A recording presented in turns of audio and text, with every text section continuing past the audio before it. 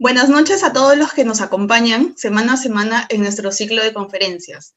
En este contexto difícil que como peruanos nos está tocando afrontar, queremos continuar con las actividades conmemorativas del Bicentenario de la Independencia del Perú, con el ciclo de conferencias titulado Las Independencias del Norte, Historias e Identidades Compartidas, con el propósito de conocer y difundir las historias de cada uno de los pueblos y provincias para que la historia se convierta en un elemento que ayude en la construcción de identidades, al ser un reflejo de todo aquello que nos une y nos hace participar de una identidad compartida.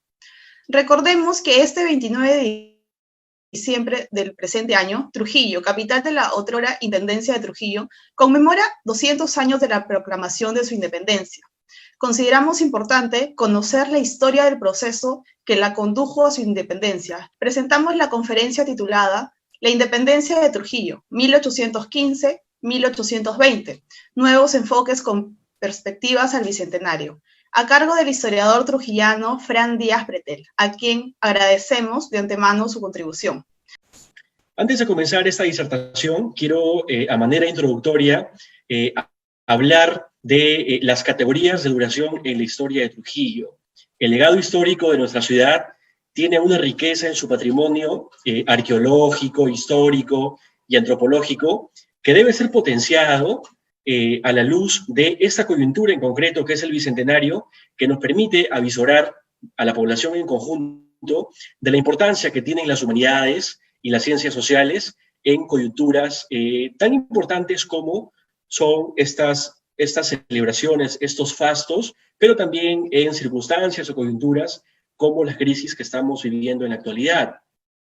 En ese sentido, las investigaciones que están en curso por parte de muchos profesores, investigadores, alumnos y egresados, creo que tendrán un importante bastión en la consolidación y publicación de textos que la ciudadanía pueda conocer en su conjunto. En esta ocasión les he presentado una línea cronológica para plantear lo siguiente. Trujillo, a través de su historia y todas las etapas que ha tenido, parece ser que tiene una filiación hacia la noción de las libertades. Si ustedes ven, en la época prehispánica, en la época virreinal y en la época republicana, parece ser que nuestros ancestros tienen en la carga genética un denominador común, que es la búsqueda de la autonomía, el disfrute de sus libertades, que se puede reflejar en los resultados que las investigaciones en los proyectos clásicos, en Chan Chan y el proyecto Huacas de Moche, nos permite ver, ¿no? Por ejemplo, el señorío Chimú luchó a muerte con las consecuencias catastróficas que tuvo para ese estado en su autonomía y su oposición a la sujeción a los cusqueños. En la época virreinal y ya entrando al sistema de dominación española, vamos a ver procesos similares. Si nos remitimos al siglo XVI, veremos que los trujillanos vuelven a organizar, ya entendiendo a la trujillanidad como un elemento en el que nosotros éramos súbditos y pertenecemos a un imperio transatlántico.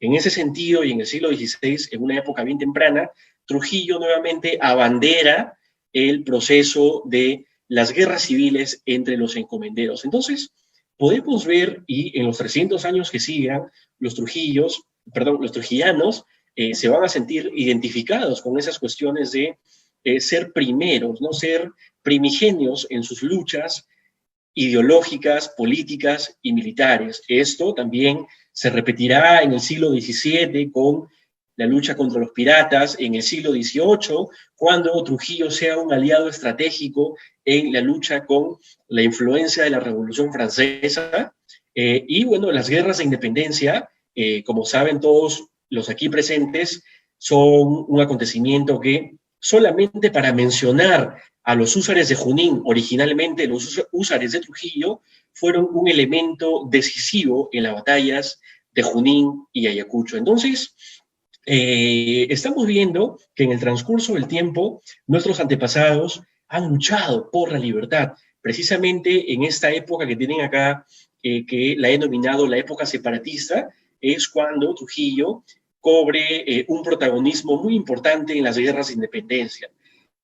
Quiero advertir al inicio de esta exposición que los historiadores o los estudiosos del pasado generalmente entramos a una cuestión que es un poco delicada, que es la cuestión del mito de los orígenes, es decir, el discurso, la discusión bizantina de saber qué pueblo fue primero en proclamar su independencia.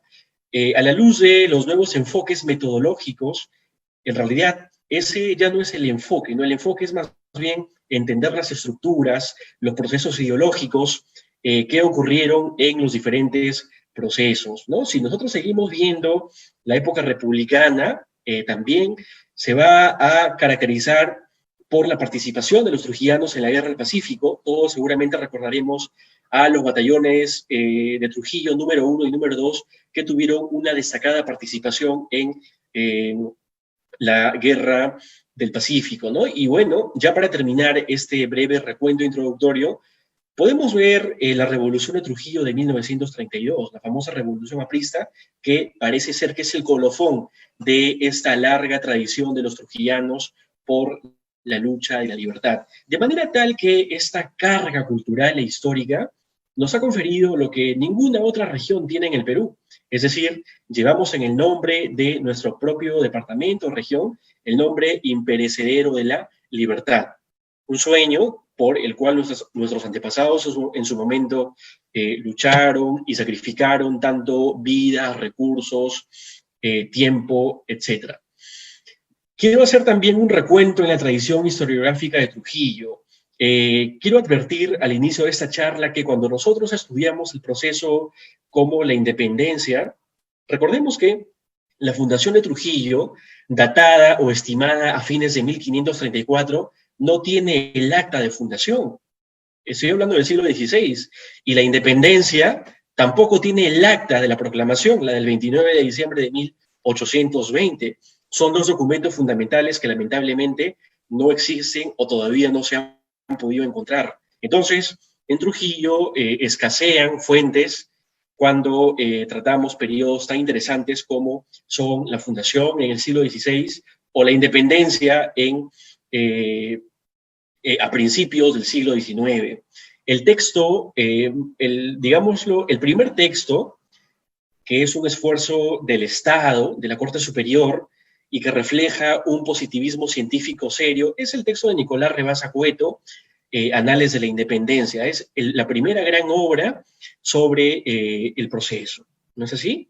Es una obra que debemos analizarla, hacer una intelección a partir de las nuevas metodologías de lectura que tenemos los historiadores, y bueno, luego tendremos una gran pléyade de profesionales que son extranjeros o no residen en Trujillo, ¿no? Ellos, a manera de trujillanistas o historiadores del norte, historiadores regionales, comienzan a desarrollar importantes investigaciones como las de la profesora Susan Ramírez, luego las investigaciones de la profesora Susana Aldana Rivera y más recientemente las interesantes investigaciones de la profesora Elizabeth Hernández, referidas a las estructuras en Trujillo y Lambayeque, a Piura y también a Piura respectivamente, ¿no? Luego tenemos una segunda pléyade de historiadores encabezada por el doctor Jorge Ceballos Quiñones.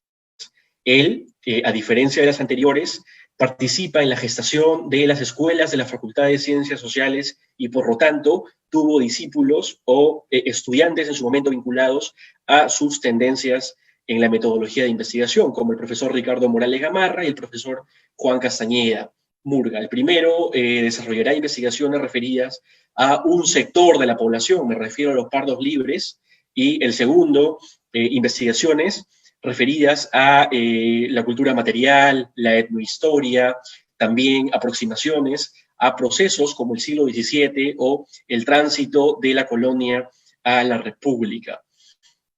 Estos historiadores, Morales y Castañeda, serán quienes participaron en la creación de la Escuela Profesional de Historia y los primeros frutos que veremos en esta generación, como solamente para citar algunos ejemplos de las varias publicaciones que existen, los trabajos de Victoria Diegues de Esa, que trabaja a los grupos populares, las reacciones realistas, o los trabajos de Maxwell Quiroz Castillo, referidos y en curso, trabajos muy interesantes sobre los sistemas educativos y el tránsito del sistema virreinal a la temprana república. Bueno, en realidad hay una lista larga de trabajos que en la actualidad se están ejecutando y creo serán un valioso aporte para nuestra sociedad.